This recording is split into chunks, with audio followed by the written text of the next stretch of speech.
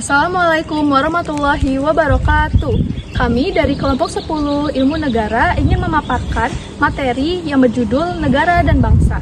Pertama-tama izinkan kami untuk memperkenalkan anggota kami masing-masing, yaitu yang pertama, Saya Novia Ardenis Susanti dengan NPM 173. saya Naila Shalon Puspanegara Widandari Pagi dengan NPM 168. Saya Salma Rahmi Nabila dengan NPM 203. Saya Naira Faiza dengan NPM 163.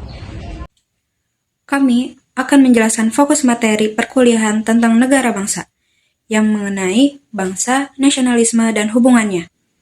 Kita akan melihat bagaimana identitas sebuah komunitas dibentuk melalui perspektif berbagai tokoh dunia. Baik, di sini saya akan menjelaskan penjelasan topik. Topik ini sebenarnya membahas apa itu bangsa dan apa itu nasionalisme. Lalu mencari tahu mana yang lahir duluan dan mana yang menciptakan yang lain menurut para ahli. Definisi gampangnya, bangsa atau nation adalah sekelompok orang yang merasa punya identitas yang sama dan mau hidup bersama. Identitas ini bisa dari sejarah, budaya, atau sekedar keinginan bersama. Sedangkan nasionalisme, semangat atau ideologi yang bikin komunitas bangsa itu tetap utuh dan kuat. Ini bisa berupa kehendak moral, cara berpikir politik, atau ekspresi budaya. Intinya bangsa itu orangnya atau komunitasnya, sedangkan nasionalisme itu semangatnya atau ideologinya. Nah, selanjutnya saya akan membahas konsep-konsep utama dari negara bangsa. Yang pertama itu ada kelompok atau kehendak dan budaya sudah ada. Bangsa atau bangsa duluan. Kelompok ini percaya bahwa bangsa itu berakar pada sesuatu yang sudah mengakar secara budaya atau muncul dari kemauan bebas orang-orangnya. Menurut Ernest Renan atau plebiscitarian, bangsa adalah hasil dari kemauan kolektif yang terus diperbarui setiap hari untuk hidup bersama. Ini bukan karena ras atau bahasa, tapi karena memori sejarah dan solidaritas. Hubungannya, nasionalisme adalah semangat dan kesadaran kolektif yang menopang keberadaan bangsa yang didasari kehendak bersama itu. Nah, yang kedua ada menurut Anthony de Smet atau akar etnis. Bangsa itu punya akar dari warisan etnis. Mereka punya mitos asal-usul, simbol, dan tradisi budaya yang sudah ada sebelum era modern.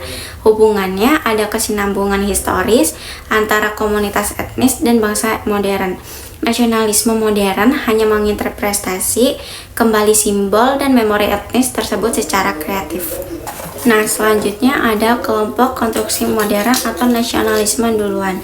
Kelompok ini yakin bahwa bangsa itu adalah produk yang baru dibuat atau direkayasa karena adanya tuntutan zaman modern. Dan yang bikin itu semua adalah nasionalisme. Menurut Benedict Anderson, komunitas terbayang, bangsa itu hanya ada di bayangan kita. Kita merasa jadi bagian dari komunitas yang sama dan punya ikatan solidaritas, meskipun kita tidak saling kenal secara langsung. Hubungannya, nasionalisme membentuk cara kita membayangkan diri kita sebagai satu bangsa, dan bangsa adalah hasil dari imajinasi kolektif yang diproduksi oleh nasionalisme itu. Selanjutnya ada analisis atau pembahasan materi lebih dalam mengenai materi kelompok kami, yaitu negara dan bangsa. Yang pertama ada dari Ernest Renan.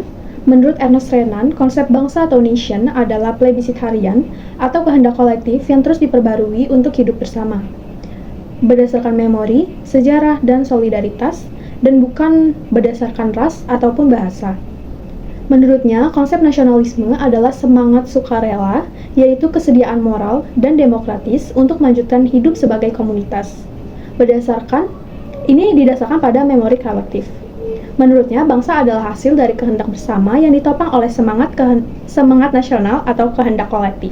Selanjutnya ada dari Benedict Anderson, yaitu menurutnya, bangsa adalah komunitas terbayang atau sesuatu yang terbatas dan berdaulat. Warga sendiri memiliki imajinasi kolektif sebagai bagian dari komunitas yang sama, meskipun tidak saling mengenal. Selanjutnya ada contoh-contoh yang relevan dari penjelasan saya sebelumnya.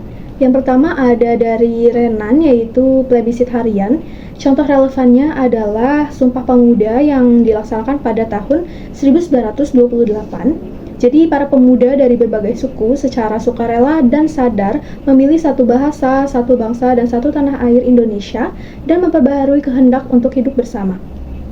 Selanjutnya ada contoh dari Anderson Komunitas Rebayang, yaitu Bantuan Bencana Nasional. Seorang warga di Aceh merasa wajib dan memiliki empati untuk menyumbang korban bencana di Papua karena keduanya membayangkan diri mereka sebagai bagian dari bangsa Indonesia yang sama. Atau bisa dilihat sekarang, saat Aceh sedang terkena musibah, orang-orang dari luar Pulau Aceh itu, dari luar Pulau Sumatera, dari luar kota Aceh itu tuh berbondong-bondong untuk memberikan bantuan dikarenakan selain karena kemanusiaan, karena merasa bahwa mereka ini membayangkan diri mereka sebagai bagian dari bangsa Indonesia yang sama. Berikutnya, ada beberapa poin dari materi yang sudah dibahas, yaitu pada materi ini membahas apa itu bangsa dan nasionalisme, serta mana yang lebih dulu lahir. Bangsa adalah komunitas orang yang merasa punya identitas dan nasib yang sama, sedangkan nasionalisme adalah semangat yang menyatukan mereka.